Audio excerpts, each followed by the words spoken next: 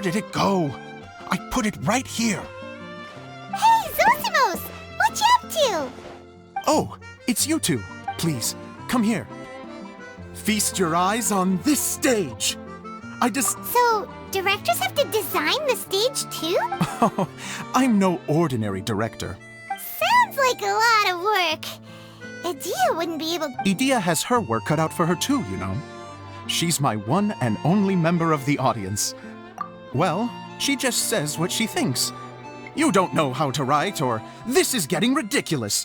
But even though she's my harshest critic, she's also been my biggest supporter in a lot of ways. I guess you could... I'm very grateful to her. I've always dreamed of being a director, but I've... So, what did you do before you came here? Like I said, I dreamed. From a young age, every time I came home after a show, I'd go over the story again and again in my mind. Growing up, unfortunately, I couldn't offer much beyond my practical skills, so I ended up spending most of my time as a prop designer. Don't get me wrong, I do love building the set, but... No wonder you only wrote director on the sign. Exactly. You're not doing a great job of convincing me that you're not a mind reader. By the way, could I ask you for your help with something? I'm having trouble finding the... The one you only just finished writing? Yeah. After I handed everyone their copies, I held on to my master. If it's not here, then it might be in the attic.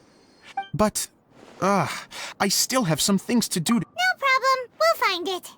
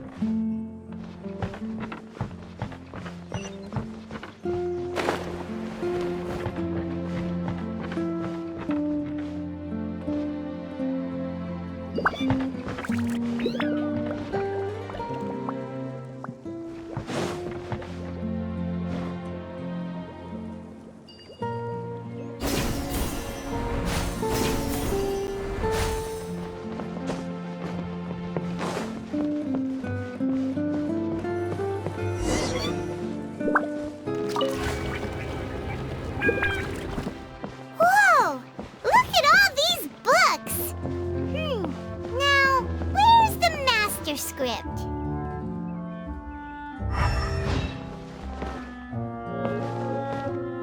Oh, it sounds like a water droplet is on the second floor. Let's go have a look.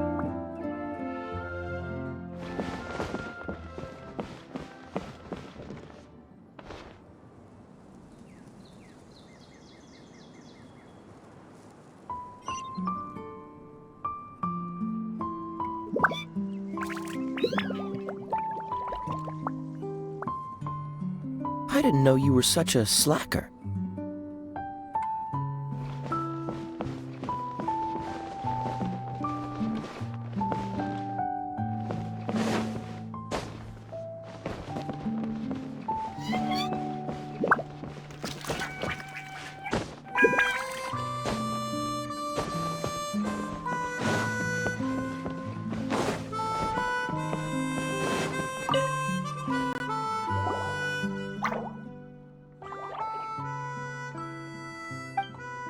Wow, that looks like the water droplet has been managing them for the director.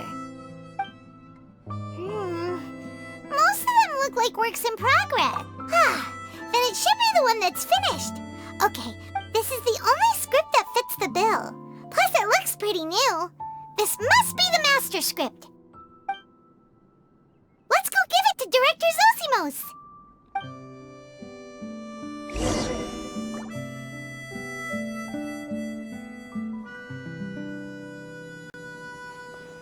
Zosimos, we got your script! Thank you. That's a huge help. Anyway, the stage is secondary. The performance is what really matters. You don't sound very confident in what you're... It's true. I realize now that Even if you have the same actors performing on the same stage, the performance will be slightly different every time. Okay, one last request. The truth is that my sets are composed entirely of preprints. First, I use materials to... Now, of course, preprints are really meant for making objects to furnish the domain. But Edea said that if this is what I really... So that's what you meant earlier. Okay, well...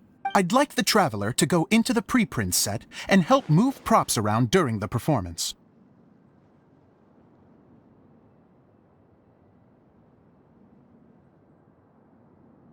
The reason is... Oh, Paimon gets it now. If you're busy directing, moving the props, and operating all the mechanisms... Yes. I know that I'm no master, even if it really is a half-baked script. Hard to turn a guy down after a speech like that. Thank you. Genuinely, I'm so grateful. I'll go and inform the others. Then.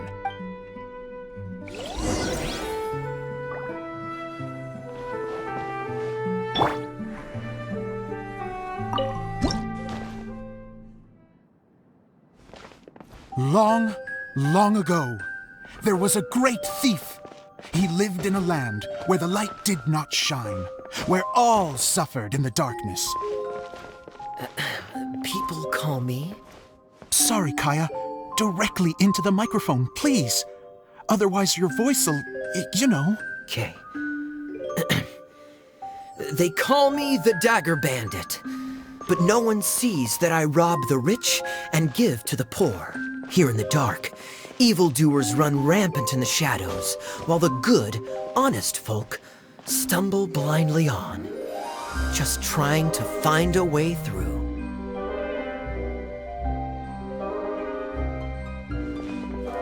As the bandit brooded, suddenly the world was inexplicably changed as a single star appeared on the horizon and flew across the sky.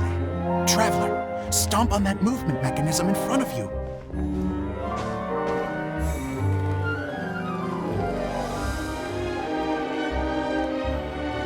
Light. A brief flash, yet enough to illuminate the world. If I can find the source of that light, I can shine it into the darkness, and the people will suffer in blindness no longer.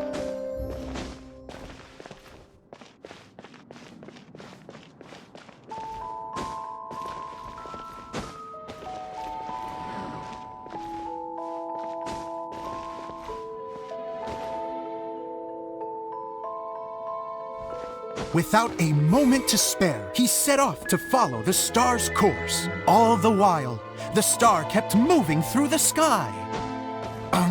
Traveler, the star kept moving through the sky.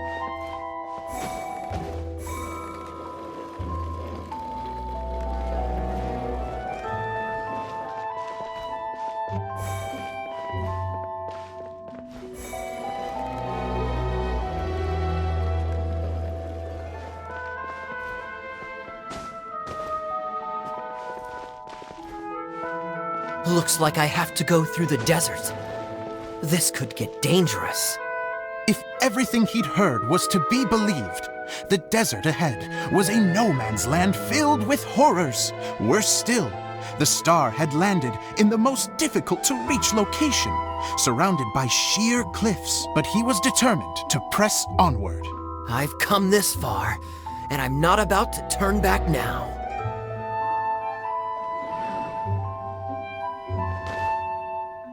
The Dagger Bandit trekked deep into the desert wasteland. Yet when he finally arrived at his destination, he found not a fallen star, but a young girl, dressed in white. How strange.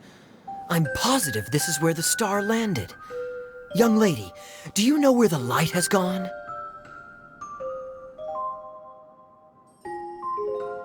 The girl replied, Traveler from afar, the light you seek is only a bottled flame. But the flame has now died, and its light is long gone. A bottled flame? Yes, it was was a gift from another.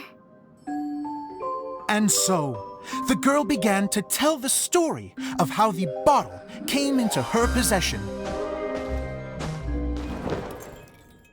The girl hailed from a kingdom that sat atop the waterfalls. But when the reigning dynasty fell and a new one seized power, she and her people fled for their lives. A thick fog began to fill the air as she made her way through the forest, and dense thickets tried to block her path. There is a mechanism down there that you can press to retract the thicket board below the stage.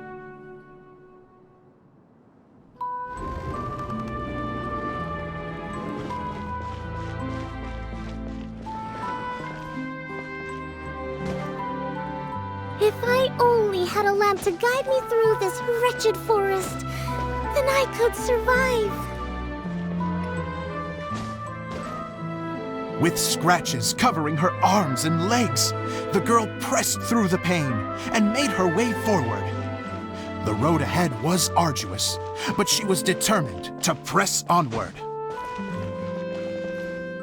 I've come this far, and I'm not about to turn back now.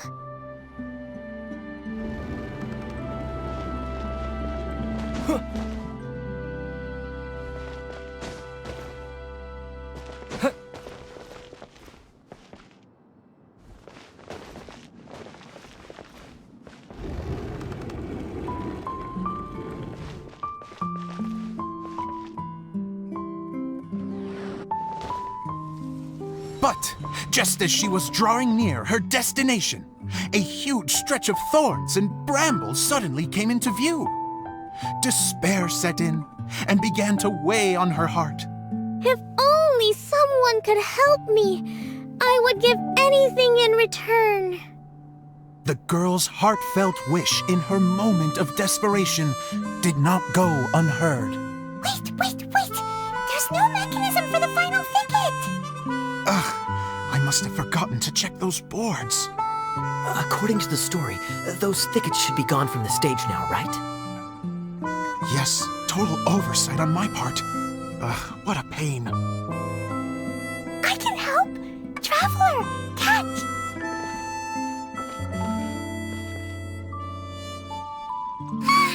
It's a Jumpy Dumpty!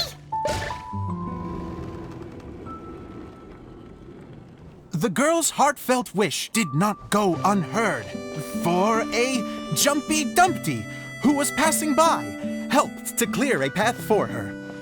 Oh, thank you, Jumpy Dumpty.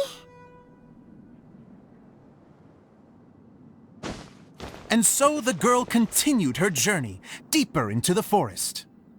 But what she found there was not a lamp, but a mage glowing with fire. So, just to clarify, it was supposed to be the mage who helped burn a path through the thicket. Save it for the end, man! The mage took pity on the girl and handed her a bottle. Then, the mage began to tell the story of how the bottle came into her possession. The fiery mage had an adventurous spirit and enjoyed taking long journeys. On one such journey, while taking rest in an oasis, she found a beautiful bottle by a crescent-shaped lake. Klee, quick, get in the light. She was an extraordinary mage with the power to grant people their wishes. She turned the bottle into a thing of equally extraordinary power. But the only place that it could make wishes come true was inside of the bottle. Oh me, oh my! Look at this wonderful bottle of mine! It could make a fine toy! But better still, a sojourner's home! The fiery mage blew into the bottle, allowing it to grant one single wish outside its glass walls. Am I supposed to blow into it? Wow, it lit up! A flame was kindled within the bottle, and it began to glow a fiery red, just like the mage herself.